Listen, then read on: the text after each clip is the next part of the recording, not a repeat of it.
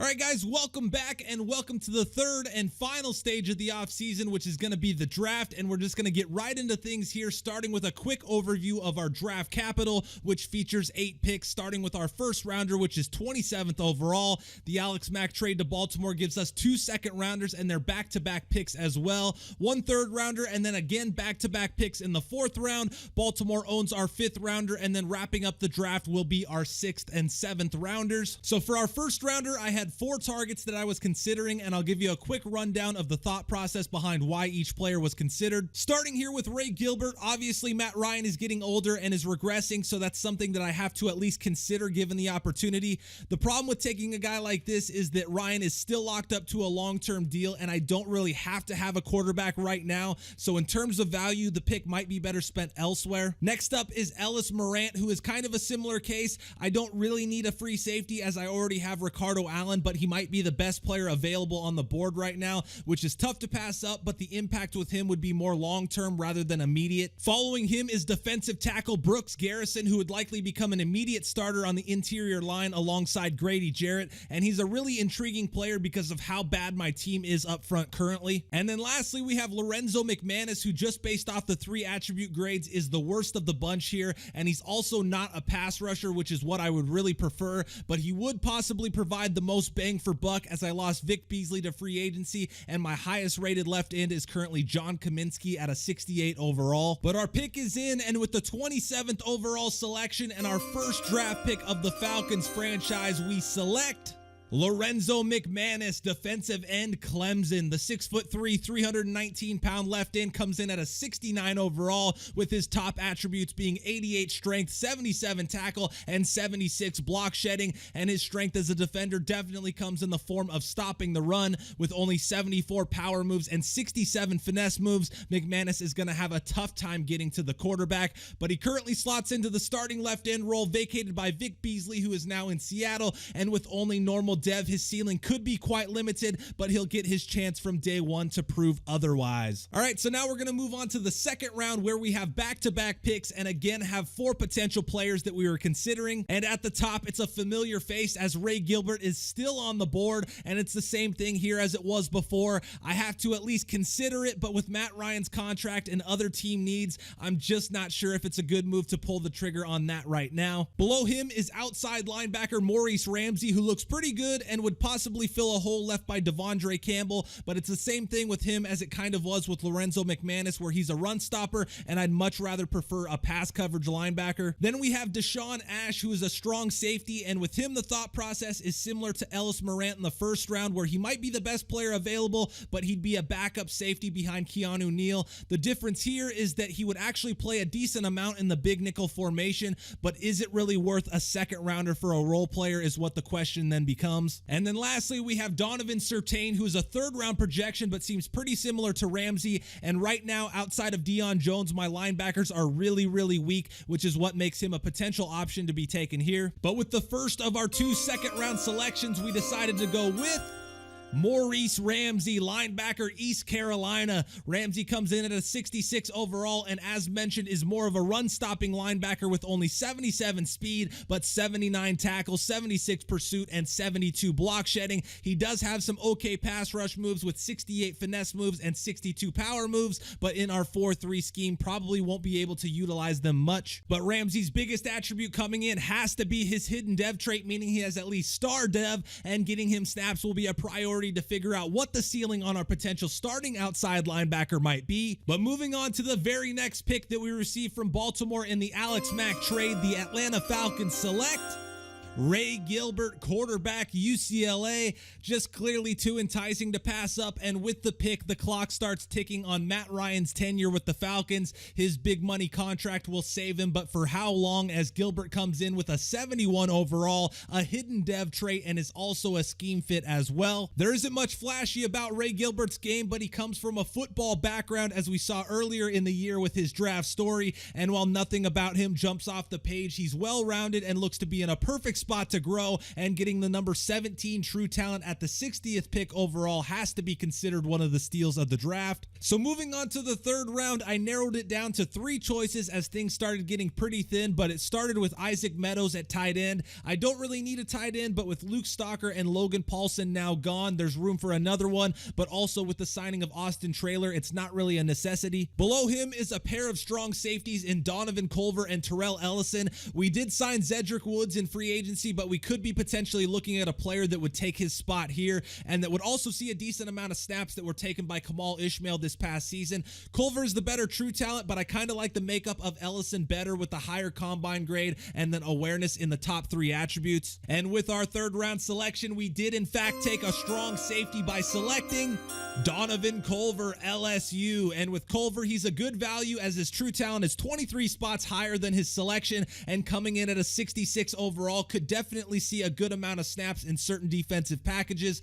Culver features 88 speed, 74 pursuit, and 70 man coverage, and immediately finds himself in a preseason battle with free agent signing Zedric Woods, and with hidden dev already holds the upper hand as the Falcons look to improve their pathetic defense. So it's on to the fourth round, and this is where it started to become apparent that I didn't scout very well. Either that or it was just a very weak draft class, but I'm going to go with the former. And basically what I came down to here was Charles Piercy, another left end that is a speed rusher and 5th round true talent, which isn't too far off from where we're picking. But if he was selected, the goal here would be hopefully to find a pass rush specialist that would basically take Lorenzo McManus's spot as a rush end, while McManus would then slide inside. Then the other option was left guard Jed Frank, and left guard is probably the weakest spot on our offensive line right now, with center being right there as well. But I really wish I had fully scouted this guy so I had a better read, because in the 4th round, I'm just not sure that I want to risk taking an undrafted true talent that could be somewhere in the 50s. So with our first of back-to-back 4th round picks and the 123rd overall selection, we took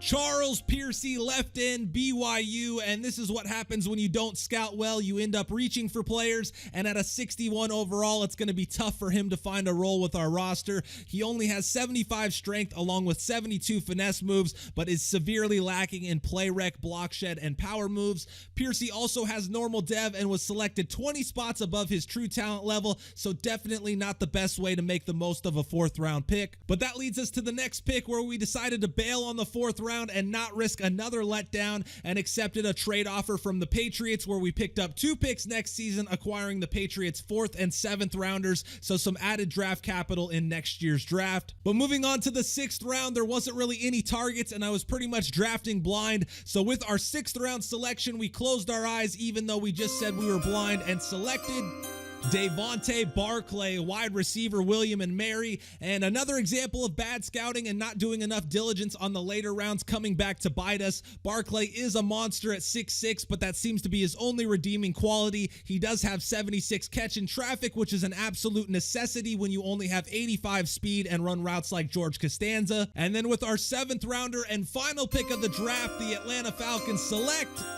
Jordan Buggs, fullback Toledo. He comes in at a 68 overall with only normal dev, but has 85 strength and 81 lead block to go along with his 74 speed and 75 trucking. And we kind of redeem ourselves on the previous 2 picks with a nice shot in the dark here, but it is only on a fullback. Ultimately, though, he's better than Ricky Ortiz, who we let go, and he will definitely make the roster. And also from this point forward, he will be formally known as the Exterminator, as he eliminates all those pesky 3rd and inches and eradicates all those unwanted linebackers trying to fill up holes. But that wraps up our draft, and as we take a look at our 2020 draft class, I gotta say I'm pretty happy. We didn't pick up any immediate studs, but we pick up 3 players with hidden dev traits, a starter in the 1st round, and don't bite on the quarterback that ends up sticking around until the 2nd round, and we very well could have our Matt Ryan replacement. Outside of the 4th rounder and 6th rounder, I didn't really reach and felt like I got pretty good value with the choices that I made. But as we start to wrap up here, I'm first going to take a look at where the players that we were considering and passed up ended up going,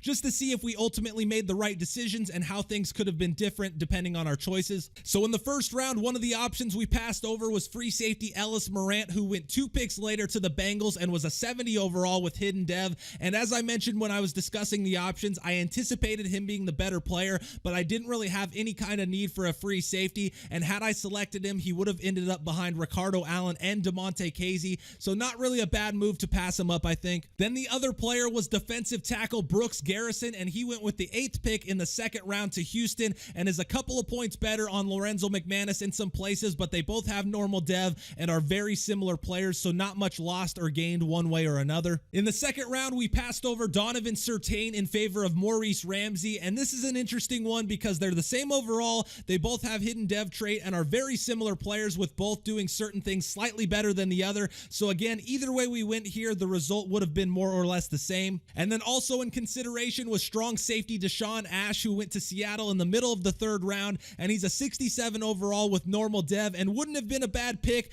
but passing him up isn't something that I'm going to lose sleep over, especially when Ray Gilbert starts winning Super Bowls. In the 3rd round, I passed up Isaac Meadows at tight end, and like Ellis Morant, he went to the Bengals 2 picks after my selection, and he's a 66 overall with normal dev, and really nothing to be too excited about. Had I taken him, he would have ended up as a number 2 tight end and barely been a factor in my offense. Then the other player we passed up was Terrell Ellison, who went to the Eagles after we instead selected Donovan Culver, and this was another close one. They both have hidden dev, but I chose the higher overall, and comparing their attributes, Culver is better almost across the board with the exceptions of hit power and awareness. So barring Ellison having a higher dev, I think I made the right call. And then the last player we passed over was left guard Jed Frank, who ended up going undrafted, but this was the one to look back on as a bummer. Had I fully scouted him, I likely would have had a much easier decision, and having already taken a left end in the 1st round, I really did need to take Charles Piercy, and Frank would have been a borderline starter, so some tough luck there. Moving on, we're going to take a look at some of the top picks from the draft, starting with the number 1 overall, where the 49ers selected defensive tackle DeJuan Gatewood, and he looks like a potential star in the making that will fit in nicely next to DeForest Buckner. The next 2 picks were spent on left tackle, starting with the Steelers taking Stephen Lacy, and while they still have Alejandro Villanueva, Lacy can play right tackle for the time being, but does seem a bit limited with his normal dev. The Giants also took a left tackle and appear to have gotten the better of the 2 with Tom Samuels, who is a higher overall, has a hidden dev, and will immediately slot in as the starting left tackle in front of Nate Solder. Our division rival Saints had the 9th pick overall and selected defensive end LaJarvis Lynch, and this seemed like a bad pick. At 71 overall and with normal dev, he slots in behind both Trey Hendrickson and Marcus Davenport, so getting playing time is going to be very tough for him. With the following pick, another division rival selected right tackle Fernando Diaz as he goes to the Buccaneers, and this was a really good pick.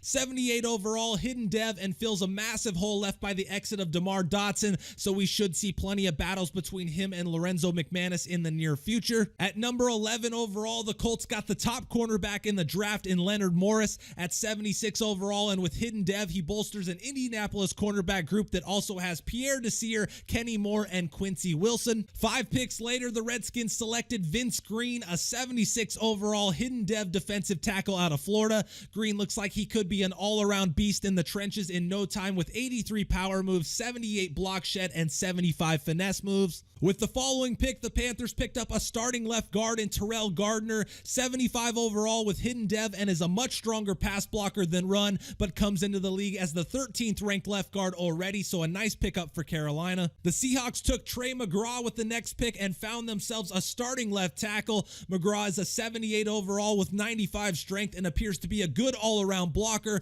but with only normal dev, the room for growth could be limited. And the last pick we'll cover here is the top quarterback selected in Kevin Rose, who went to the Giants and will join Blake Bortles and Daniel Jones in the battle to be QB1. Rose looks to be the starter with a 72 overall and is very similar to Ray Gilbert, who we selected 25 picks later. And then lastly, here's some love for our undrafted free agents, where first up we have kicker Roland Ford, and basically I just sorted the kickers by who had the worst kick accuracy, and there he was, and here we are. Next up is punter Connor Blumberg, who we signed to be our punter replacing Matt Bosher, and he's a 68 overall, but dumb as a rock and throws like Tim Tebow, so don't expect any fakes as long as he's our punter. Brian McCullers is a 6'7", 337-pound, 24-year-old right tackle. He's also a 60 overall with normal dev and is a decent run blocker, but appears to be a turnstile in pass protection and also appears to be a likely practice squad candidate. Middle linebacker Cam Terry was disappointed to go undrafted, but will be even more disappointed when he's inevitably cut in preseason,